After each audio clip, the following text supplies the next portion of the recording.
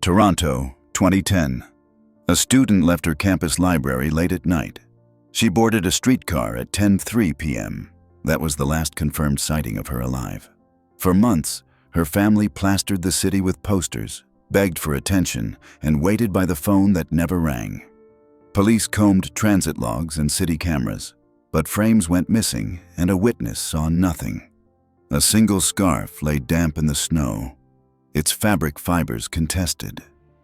For the Jensens, every night meant retracing steps, checking bus schedules, staring at an empty chair in their kitchen. Years later, a sealed evidence file was reopened, revealing an overlooked detail in a maintenance worker's notebook. That discovery exposed the predator behind the disappearance, and it explained why one ordinary keychain had vanished with her. Before we begin, tell us where you're watching from today. And if you want more stories like this, don't forget to subscribe. The campus library emptied slowly that night, its lights still humming over rows of silent desks. Clara Jensen slid her books into a worn backpack, tugged the zipper until it caught. She pulled her scarf higher against the wind and walked across the quiet quad. A light dusting of snow had begun to settle, clinging to the lamps and branches. It was 10:03 p.m. when she reached the streetcar stop, just a block from the edge of Toronto's University District. A pair of students crossed behind her, laughing as they cut toward the dorms. Clara waited alone. Her brown leather keychain, clipped to her backpack zipper, tapped lightly against the fabric in the cold wind. The streetcar arrived with its usual screech of brakes. Inside, the lights looked harsh, metallic. Clara stepped up, her boots echoing on the steel steps. A camera near the driver's seat caught the motion, her figure blurred by the angle, the outline of the bag slung over her shoulder. It was the last confirmed record. The city rolled past as the streetcar rattled east. Buildings gave way to rows of shuttered shops, dark apartments, frozen sidewalks. Clara's phone sat silent in her pocket. She had promised her roommate, Marissa Lowe, that she would be back before midnight. When midnight came, the apartment remained dark. Marissa texted, then called. No reply. She thought of Clara's habits, the late-night study, the half-empty thermos of coffee, the keychain she flicked whenever nervous. It was unusual, but maybe she had stayed with a friend. By 2 a.m., unease pushed Marissa to call Clara's parents. Daniel and Ruth Jensen answered groggy but alert, listening as the details came out. Their daughter had left the library, boarded the streetcar, and then silence. Daniel drove through the city streets in the early morning hours, headlights cutting across icy intersections. He passed the stops where the streetcar would have let her out. No sign. At dawn, Ruth began phoning hospitals. None had admitted a young woman matching Clara's description. By 8 a.m., a missing persons report was filed. Police arrived at the Jensen apartment, notepad in hand, asking for the most recent photos. Daniel handed over one from her last birthday. The camera showed Clara smiling, holding up the brown leather keychain she had just unwrapped. Detective Alan Price walked through the timeline again. Library at 10 p.m., streetcar at 10:03 p.m., no records after. The driver, Henry Cole, insisted he didn't notice anything unusual. A routine night, another set of faces in the back. Posters were printed before noon. The Jensens taped them to bus shelters and cafe windows, their daughter's face staring back from 100 damp corners. Students walked the blocks near the stop, asking strangers if they had seen her. No one had. That night, the streetcar route felt different, empty, silent. The fluorescent lights seemed too bright, every seat marked by absence. The cameras mounted inside buzzed faintly, recording shadows, blurs, reflections. Later, when investigators pulled the tapes, they found Clara's figure once, just once, stepping inside. No exit frame, no trace of her leaving. The rest was darkness, gaps in coverage, angles pointing elsewhere. At the Jensen home, the kitchen table became a command post. A map of the city spread across the surface, pins marking transit stops and familiar routes. Daniel placed his palm flat against the paper, steadying himself, while Ruth folded another stack of posters. Marissa sat in silence, replaying the last conversation, Clara saying she would be home soon. By the third day, the winter storm rolled in. Snow drifted over sidewalks, covering footprints, masking evidence. The posters curled in the cold, their edges tearing loose from tape. Daniel checked every call, every whisper, every rumor. He pressed detectives for answers that would not come, but the streetcar still rattled on each night. Empty seats carried the memory of the missing student. The leather keychain, once so ordinary, became the object no one could stop picturing. It had swung once under the library lights, a gift, a charm. Now it was just another item logged on the missing persons list. Brown leather keychain. Last seen attached to backpack zipper. The frame of Clara stepping onto the streetcar remained. Blurred, grainy, cold. Her seat on the streetcar remained empty forever. Detective Alan Price retraced Clara Jensen's route with the precision of habit. He stood on the curb at 10 p.m., watching as the streetcar pulled to a stop. The driver that night, Henry Cole, wore a worn cap, his eyes flicking briefly to the detective's badge before settling back on the rails ahead. Nothing unusual, Cole repeated. He had said the same thing in his first statement. A quiet night.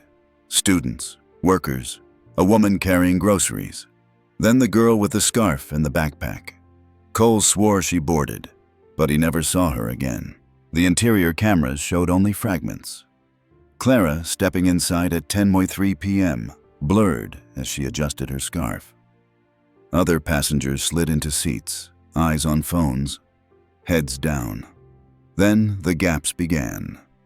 Some cameras malfunctioned, others pointed away. By the time the streetcar rolled into the eastern blocks, the feed cut out entirely for nearly 7 minutes.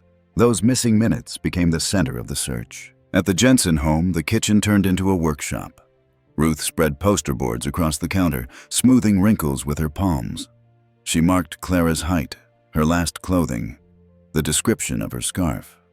In the corner of each poster, Daniel glued a small picture of the leather keychain taken from Clara's birthday photos. "It will make her stand out," he said, voice flat. Neighbors passed through, picking up stacks to distribute. Some offered sympathy, others silence. The weight of the story pressed against the block. A student vanishing from a city streetcar with no exit, no goodbye. Detectives canvassed the stops along the route. Witnesses offered fragments. One man thought he saw Clara sitting near the middle, headphones in. Another swore she stepped off 2 stops early. Neither account held when pressed for details. The transit authority turned over logs of the streetcar's journey. Every stop, every break, every delay was recorded. At 10:15 p.m., the car paused near a dimly lit parkette. For 2 full minutes, the doors stood open. The driver couldn't recall why. The data gave no reason, and the CCTV for that stretch was missing. Reel replaced, file blank. The absence widened the silence. Daniel Jensen followed the route himself that evening. He walked from stop to stop, posters under his arm, scanning faces. At the parkette, he paused. Snow covered the benches, the swings half buried. The only light came from a flickering bulb. He taped a poster to the shelter wall, pressing until his knuckles whitened. Back at the apartment, Ruth cut out another photo of the keychain. She taped it above the kitchen table, beside Clara's smile. To her, it wasn't just a detail. It was the thing Clara touched every time she left the house, the sound she made unconsciously when nervous. A small, dull tap of leather against metal. Detectives moved methodically, but the family moved desperately. Rumors flooded in. Clara seen boarding another bus. Clara spotted near the lakeshore. Clara running away. Each one chipped at the fragile hope. Detective Price stared again at the blank stretch of footage. 7 minutes of absence, inside a moving streetcar. Passengers remembered nothing. The driver remembered nothing. And yet, in those minutes, Clara disappeared. The posters multiplied across the city. Cold wind tore their corners, leaving faces half ripped, staring out from glass shelters. A faint photograph of a keychain sat at the bottom corner, ignored by most passers-by. The missing footage cut off in the darkest stretch. The Jensen kitchen no longer smelled of coffee or toast. It smelled of ink, glue, and cold paper. Posters stacked in corners, maps spread across the table. Daniel Jensen leaned over the paper, marking another red pin into the city grid. Each pin traced Clara's routines: campus, the library, the cafes where she studied. Ruth clipped articles from the local paper, underlining passages. The headline spoke of missing student, of police searching transit. To her, they were already too distant, too formal. She added her own notes in the margins. 10:3 p.m., streetcar, Parquet stop, keychain detail. Marissa Lowe, Clara's roommate, sat at the far end of the table, flipping her phone endlessly. Every buzz jolted her. She replayed the last words exchanged. "I'll be home soon. Don't wait up." They were ordinary, too ordinary. Tips trickled in. A caller claimed to have seen Clara at a bar on Queen Street. Another insisted she boarded a different bus altogether. Police checked both. Nothing matched. Each false lead ended in another X across Daniel's map. The family began logging every call. Daniel built a ledger by hand, columns of times, numbers, locations mentioned. The keychain appeared in more than one description. Some claimed it dangled as she hurried down the street. Others said they remembered the brown leather charm against her backpack strap. The details blurred, but Daniel circled each mention, refusing to let it fade. By the fifth day, detectives revealed a small piece of data. Clara's phone had connected to a cell tower near a small park just east of the route. At 10:18 p.m., a single ping placed her within that block. After that, silence. Daniel drove to the park. Snow had gathered into drifts, covering benches and footpaths. He scraped at the ice with his boot, searching for any sign. The swings moved in the wind, creaking faintly. The park was empty, its stillness absolute. Back home, he placed a spare copy of Clara's keychain on the map, right over the park coordinates. The leather looked small against the wide spread of streets. He pressed it flat with his palm, as if anchoring his daughter's presence to the paper. Neighbors dropped by with casseroles, with promises of help. Mrs. Carr from next door lit a candle by her window each evening. Volunteers gathered to distribute more posters. Some returned with stories of people slamming doors, unwilling to hear another missing person plea. Marissa remembered Clara fiddling with the keychain during stressful weeks. She told the detectives how Clara spun it on her finger in silence, the leather worn smooth at the edges. Price noted it but said little. His eyes kept returning to the park, to the blank stretch of minutes on the streetcar tape. The Jensen living room shifted into a command center. The family pinned photographs, drew circles, mapped the transit line in thick marker. In the middle of it all, the spare keychain lay like a compass, pointing to a silence they could not break. On the third week, Daniel unfolded his ledger. Dozens of false leads, each one crossed out. The weight of unanswered calls dragged his pen. A single ping vanished into the winter air. Search teams gathered near the parquet as the winter deepened. Volunteers trudged through frozen grass, their boots crunching in the snow. The park was small, 2 benches, a swing set, a path cutting through to the next block. Yet it had become the focal point. The final cell phone ping, the inexplicable pause in the streetcar's journey, all converged here. Daniel and Ruth stood near the swings, watching as officers swept the ground with flashlights. The snow reflected the beams in pale streaks. A shout went up from the far corner, near the chain-link fence. A scarf lay crumpled in the snow, soaked through and stiffened by ice. Ruth recognized it immediately. "That's hers," her voice cracked in the cold air. The scarf was bagged quickly, tagged, and logged. It was pale blue with a faint embroidered edge. Clara had worn it every winter since high school. The sight of it pulled a sob from Ruth, her hands trembling against Daniel's arm. Forensic technicians later reported that fibers from the scarf contained traces of an unknown contaminant. But the lab results noted no direct confirmation that the fibers matched Clara's clothing from that night. The detail hung in limbo, suggestive, inconclusive. Detective Price examined the scarf under the fluorescent lights of the precinct. He marked the date, filed the chain of custody, and added the photograph to the caseboard. Still, he cautioned the family. Objects could mislead, could be planted, could belong to someone else. But the Jensens knew the scarf. Rumors spread quickly after the discovery. Neighbors whispered about a man seen loitering near the transit stop for weeks. He wore a dark coat, often stood alone at night, watching the passing cars. Some called him harmless, just a local drifter. Others muttered predator. His name surfaced, Peter Haldane, a transient known around the area. Officers questioned him briefly. Haldane denied knowing anything. His record showed minor offenses, nothing violent. Still, his presence near the stops unsettled the community. The whispers fed the city's unease.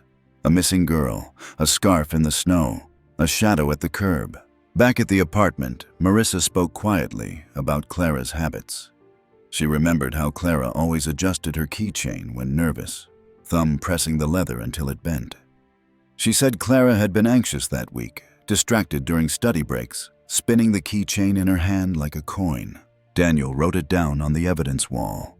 Keychain habit, nervous gesture. He pinned a copy of the scarf photo beside it, lines connecting the items like threads of a map. The search resumed the next day, but no further evidence surfaced. The snow swallowed everything. Footprints blurred. Tire marks melted into slush. The park fell silent again, as if nothing had been found at all. That evening, Ruth placed Clara's spare keychain on the kitchen table. She stared at it in silence, fingers brushing the worn leather loop. It was the only thing that still carried Clara's touch. The scarf lay damp, no footprints leading away. By the second month, Clara's name was on every corner of Toronto news.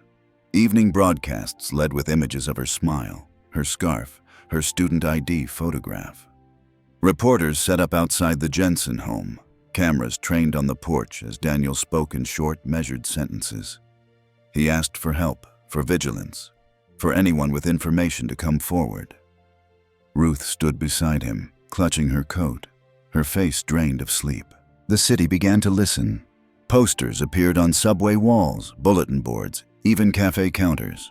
Clara's story spread beyond the campus, becoming a public question.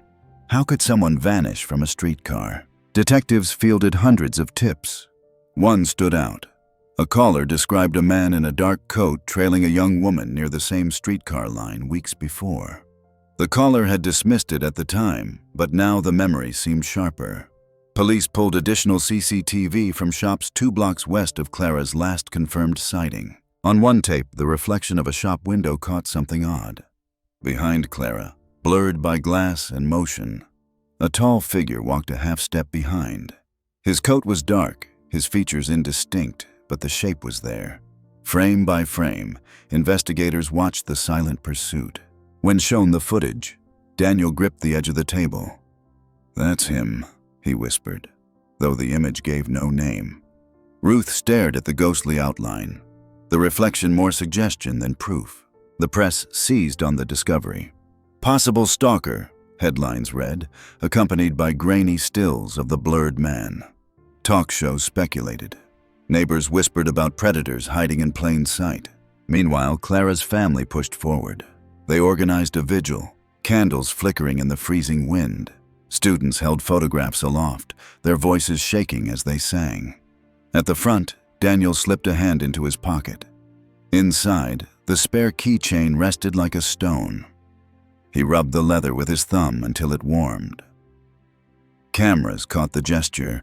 One photo of him standing beneath candlelight, hand curled around the unseen object, ran on the front page the next day. Detective Price noted how the community pressure shifted the investigation.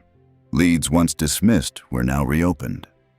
Officers revisited the scarf, re-examined the cell ping, and interviewed anyone who had worked late along the route. At the vigil's end, Ruth placed a copy of the missing poster into the snow, the image half buried, the word vanished bold against the ice. The reflection followed her like a shadow no one named. Detective Alan Price stood in the evidence room, the hum of refrigeration units and faint smell of dust hanging in the air. On the board, the scarf pinned under glass was now joined by the blurred reflection from the CCTV still.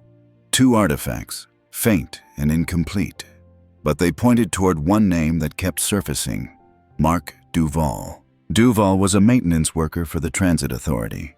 His file showed a history of disciplinary issues, nights spent on shift near the Eastern Line, a background littered with bar fights and restraining orders. Nothing had ever stuck hard enough to cost him his job, but the pattern spoke louder than any single charge. When investigators visited his flat, the room smelled of oil and damp concrete. He lived alone. A dented sedan sat parked in the back alley, its seats stained with years of grease. Fibers collected from the rear upholstery later returned with a note from the lab. Partial match to the fabric of Clara's scarf. Not a conclusive proof, but enough to raise the alarm. The Jensens learned of the discovery through a curt phone call. Daniel's hand trembled as he set the receiver down. Ruth leaned against the counter, whispering, "Then it's him."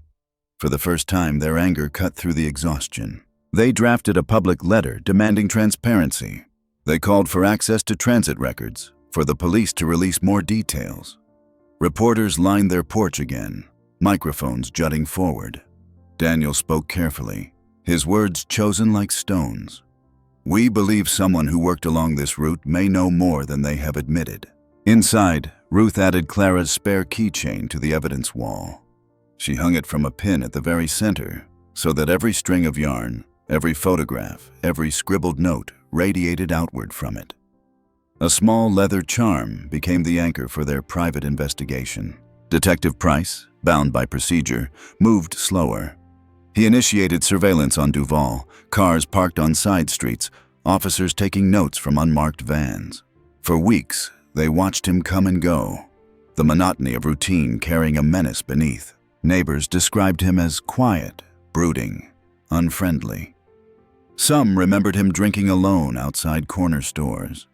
One recalled seeing him near the streetcar stop the week Clara vanished, his face hidden in the collar of his coat. The fiber report gave the police leverage, but not yet a case. Still, within the Jensen household, the direction was clear.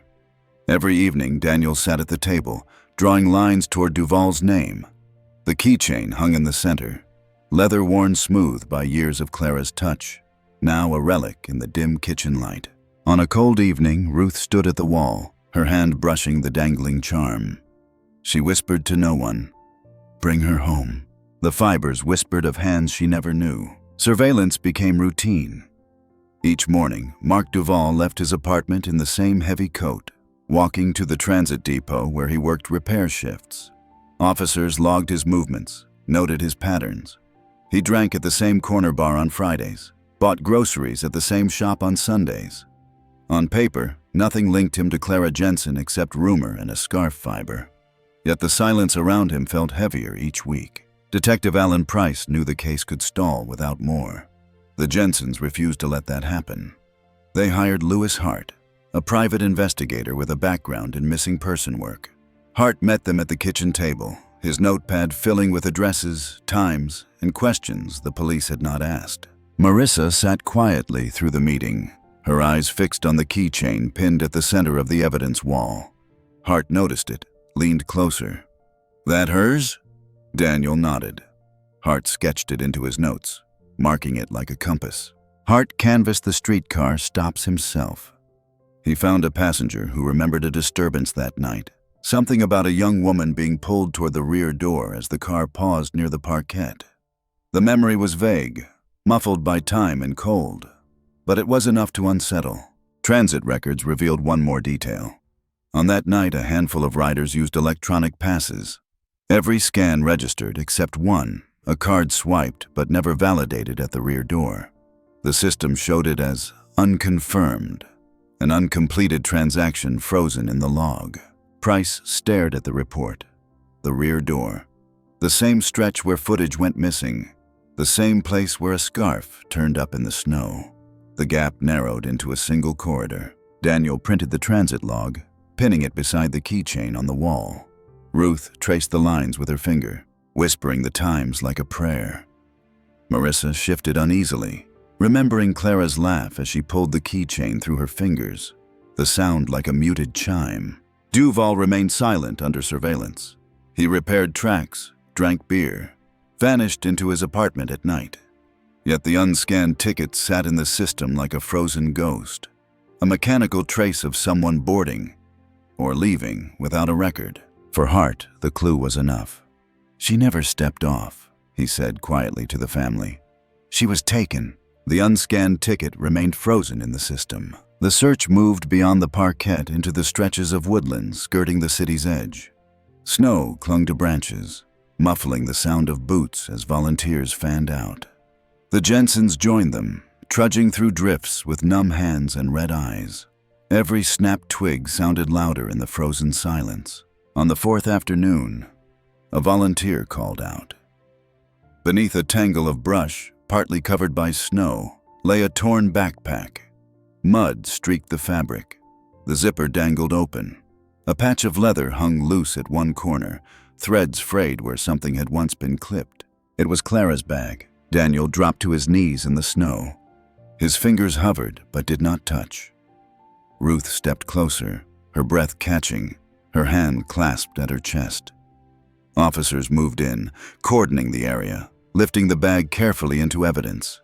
They photographed every angle, every tear. Inside, they found only notebooks and pens, pages warped from damp. The side pocket held an empty thermos. But the keychain, the leather charm Clara carried everywhere, was missing. Torn clean from the zipper, forensic technicians marked faint impressions in the soil nearby. Tire tracks, distorted by thaw and refreeze, led toward the road. Dark stains dotted the snow, though tests later gave inconclusive results. The cold had erased too much. Detective Price studied the bag under sterile light back at the precinct. He traced the ripped threads, the absence of the keychain. The missing object told its own story. Someone had handled it, torn it free, taken it. At home, the Jensens sat at their kitchen table with the photographs. Ruth pressed her hand over the image of the torn bag, tears dropping onto the paper. Daniel pinned the photo to the evidence wall, directly beneath the spare keychain still hanging at the center. The contrast burned, one present, one missing. Marissa remembered watching Clara fuss with the bag before exams, spinning the keychain as she studied. Now that motion became unbearable to recall. The story reached the press within hours. "Backpack found," headlines declared. Crowds gathered at the search site, leaving flowers at the edge of the woods. The family stayed home, the silence pressing heavier than any crowd. Ruth touched the spare keychain once more, whispering her daughter's name. The bag lay empty, the keychain torn away. News of the backpack shifted everything. What had been rumor turned into focus, and what had been silence gained weight. Detectives reopened files on Mark Duval, combing through his work logs, timesheets, and prior complaints. His pattern surfaced: night shifts that coincided with Clara's classes, maintenance calls that kept him near her route, a history of loitering near transit stops long after his shift had ended. A deeper search brought forward other stories. One student, Emma Lee, remembered a man following her off a streetcar the year before. She had walked faster, clutching her bag, until she ducked into a late-night cafe. The man had stood outside, staring, before vanishing into the dark. She never filed a report, but the memory stuck. When shown photos, she hesitated, then pointed slowly to Duval's face. Detective Price reviewed a notebook seized during a warrant at Duval's apartment. The pages were filled with crude sketches of streetcar lines, stop names, and dates. Some routes matched Clara's weekly schedule. Others marked detours through quiet neighborhoods, as though mapping shadows. The Jensens received the news in fragments. Price sat in their living room. Evidence photos spread across the table. Daniel's jaw tightened as he scanned the notebook entries. Ruth covered her mouth when she saw Clara's campus stop circled in dark pen. The spare keychain still hung at the center of their wall. Daniel copied the notebook map onto their own, drawing new lines, marking dates. The small leather charm became surrounded by darker circles, as though the object were now trapped by ink the way Clara had been trapped by routine. Reporters dug into Duval's past. Former co-workers described his temper, his habit of staring too long at female passengers. None of it had ever gone to court, but each story added weight to the growing file. Emma Lee gave a statement, her voice steady but low. "It was him. I know it now. He followed her the way he followed me." The notebook lay on the evidence board under glass. The pages told no lies, only routes. His notebook traced routes she walked every night. The winter thaw came late that year. Ice melted into streams that carried debris into culverts, exposing what the snow had hidden. In early March, a group of hikers moving through the wooded fringe beyond the city stumbled upon something half buried in the thaw. A jacket sleeve, pale against the black soil. Police sealed the area within the hour. Beneath a shallow covering of leaves and dirt lay the remains of Clara Jensen. Her scarf, faded and torn, still clung to her neck. Her shoes were scuffed, one lace missing. The backpack found weeks earlier had been only the beginning. News reached the Jensens with a phone call they had dreaded and expected. Ruth collapsed against Daniel's chest, her voice a broken cry. Marissa sat rigid on the sofa, hands clutching her knees. The waiting had ended, but the silence was worse. At the coroner's office, the identification was swift. Dental records, DNA pulled from hair strands. There was no doubt. Clara had been found. The funeral came days later, under a gray sky that pressed down on the mourners. Students lined the steps of the church with candles, their wax dripping onto the cold stone. Professors attended, neighbors stood in silence. Reporters kept their distance. Daniel and Ruth sat in the front pew, their faces hollow. On the closed casket, they placed a framed photo. Clara smiling, the brown leather keychain visible on her backpack strap. It was the absence more than the presence that struck them. The bag had been torn, the keychain missing. Forensic reports noted soil traces consistent with a vehicle having been at the burial site. Faint oil residues marked the ground nearby. Investigators tied the findings back to the make of Duval's sedan. The evidence deepened, the circle tightening. At home, the evidence wall became a memorial. The spare keychain still hung at the center, but now beside it Ruth pinned the funeral program, its black border stark against the white wall. The city moved slower in those days. Candlelight vigils flickered across campus. Bouquets gathered at transit stops. Students carried their own keychains a little tighter, as if aware now of how fragile routines could be. The earth gave back what the streetcar had taken. The courtroom felt colder than the winter streets outside. Pale light filtered through high windows, illuminating rows of benches filled with reporters, students, and neighbors. At the front sat Mark Duval, his expression flat, his dark coat replaced by a standard prison uniform. His hands rested motionless on the table, shackled but steady. Prosecutor Margaret Hale rose first, her voice clear and clipped. She laid out the evidence in layers, each piece tied to the next. CCTV frames showing Clara boarding the streetcar, the unexplained gap in footage, the scarf recovered from snow, the backpack torn open, its zipper threads frayed, the unscanned transit log from the rear door, and the notebook seized from Duval's apartment, filled with circled stops that matched Clara's schedule. Then came the fibers. Technicians testified that samples from Duval's sedan bore partial matches to Clara's scarf. Another report tied soil samples from the burial site to residue found beneath his car. Each detail stacked against him, slow and methodical. The defense argued inconclusive science, chance overlap, coincidence. But the weight of patterns, of absence and presence, leaned the other way. The Jensens sat in the first row. Daniel stared at the photographs projected on the screen. The torn backpack, the frayed threads where the leather keychain had once hung. Ruth kept her hands folded, a small photo of Clara clasped tight inside her palm. When the prosecutor spoke of the keychain, the courtroom fell still. It had never been recovered. It was listed in the inventory as missing personal item. The absence became its own exhibit, an empty space logged by the court, a silence written in official ink.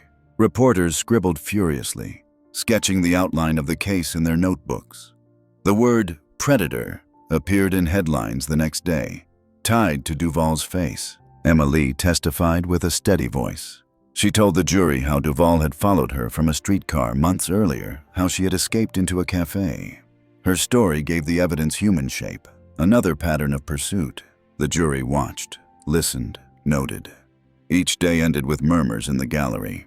Each night with the Jensens returning to their quiet home, the keychain still hanging on the wall. On the 11th day, the prosecutor ended with a final image. The empty backpack displayed on an exhibit board, zipper threads unraveling, keychain gone. She pointed at the space where the leather charm had once hung. "This absence," she said, "is not coincidence. It is the mark of a hand that took her." The exhibit board showed an absence shaped like a keychain. The verdict came swiftly. After only 6 hours of deliberation, the jury filed back into the courtroom, their faces pale and unreadable. The foreman stood, voice firm, delivering the words that Daniel and Ruth Jensen had waited to hear for nearly a year. Guilty on all counts. Mark Duvall's expression never changed. He sat still, eyes fixed forward, as the judge pronounced the sentence. Life imprisonment with no possibility of parole. The gavel struck once, sharp and final. Gasps filled the gallery. Some wept, others simply exhaled, as though the weight pressing down on the city had shifted at last. Daniel gripped Ruth's hand tightly. For the first time, her eyes closed without fear of missing another call. Outside, cameras swarmed the courthouse steps. The Jensens walked slowly, heads lowered, surrounded by supporters. Reporters shouted questions about justice, closure, forgiveness. Daniel answered none. Ruth carried a small wooden box in her arms, pressed close to her chest. At home, they opened it at the kitchen table. Inside lay Clara's letters, photographs, a scarf corner, and the spare leather keychain. Ruth lifted it gently, the loop dangling, worn smooth by years of Clara's hand. She placed it on the table, beside the folded funeral program, and whispered her daughter's name. The case files closed in official archives. Exhibits were cataloged, evidence sealed. The keychain remained absent from the records, noted only as unrecovered personal item. Yet within the Jensen home, its presence endured. Not the missing one, but its twin, resting silently in a box of memories. Marissa visited often, bringing flowers, sharing stories of campus life.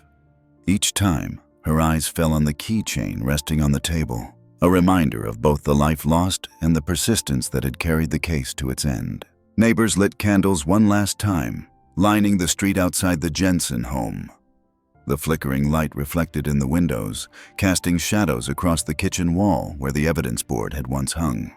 The strings were gone, the papers taken down, but the outline of pins still marked the plaster. Justice had arrived, but silence remained. The keychain rested, but the lock remained unseen.